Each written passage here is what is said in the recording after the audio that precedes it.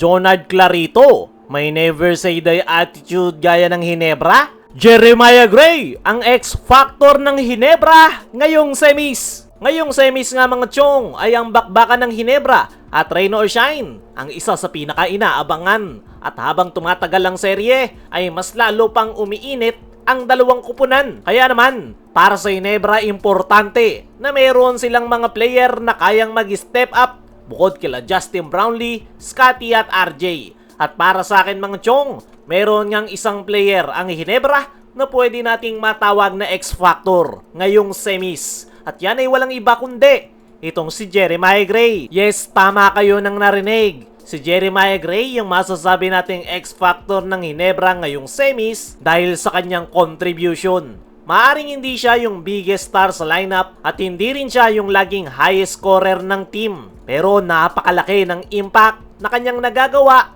every time na pinapasok siya ni Coach Tim.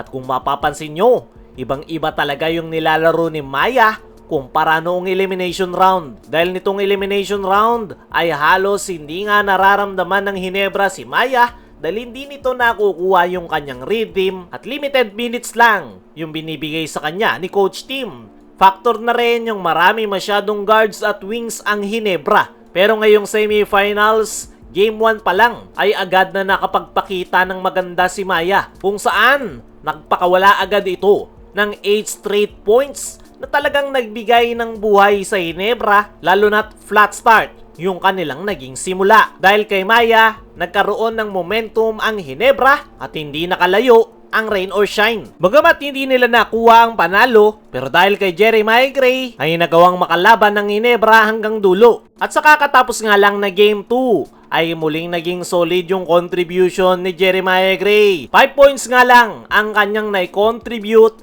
pero napaka-importante naman ng 5 puntos na yon. Dahil kung matatandaan nyo mga chong, kay Jeremiah Gray nagsimula yung malaking run ng Hinebra dahil yan sa kanyang hustle, depensa, lalong-lalo na yung kanyang napakataas na kumpiyansa. At dahil dyan, doon na nakuha ng Hinebra yung kanilang momentum at natambakan nila ng malaki ang Rain or Shine. At dyan mo mapapatunayan na hindi talaga nasusukat sa dami ng puntos yung totoong impact ng isang player. Isa pa sa nagustuhan ko kay Jeremiah Gray ngayong semis ay yung kanyang kumpiyansa.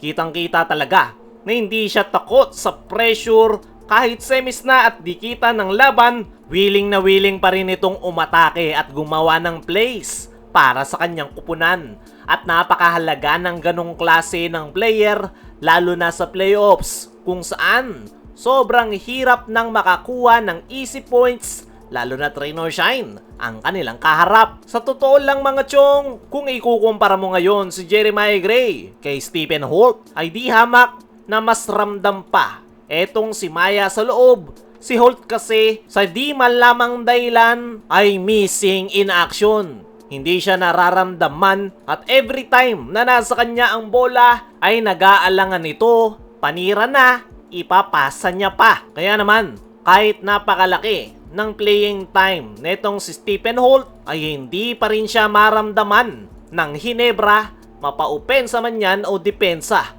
Samantalang si Jeremiah Gray, pagpasok pa lang sa laro ay ramdam mo agad yung kanyang intensity. Kapag may open shots, ititira niya yan agad. Kapag may pagkakataon na umatake, didiretso niya agad yan to the basket.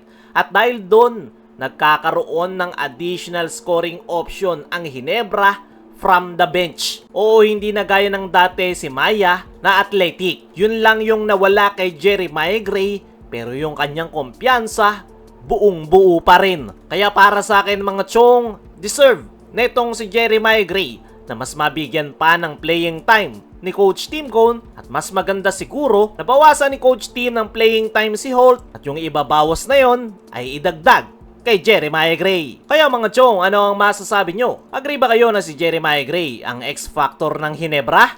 I-comment mo lang dyan sa ibaba. Samantala, Jonard Clarito, may never say die attitude gaya ng Hinebra? Pag sinabing NSD, Barangay Hinebra agad ang pumapasok sa isip ng mga fans. Pero ngayong semis, si Jonard Clarito ang nagpapakita niyan. Dahil every time na magkakaroon ng massive run ang Ginebra, si Jonard Clarito ang pumupukpok para sa rain or shine. Lahat kanyang ginagawa kahit makasakit pa ng kanyang kapwa player. Dahil noong game 1, si Scotty yung kanyang nasipa sa noo. Noong game 2 naman, si RJ Abarrientos ay nasiko niya sa ilong. Para sa akin, gigil itong si Jonard Clarito. At ganyang mindset dapat yung meron ang Barangay Ginebra players dahil sa kanila yung original na never say die. Kaya mga chong, ano ang masasabi nyo? May NSD spirit ba itong si Jonard Clarito? Ano rin yung masasabi nyo na si Jeremiah Gray ang X-Factor ng Ginebra? I-comment mo lang dyan sa ibaba.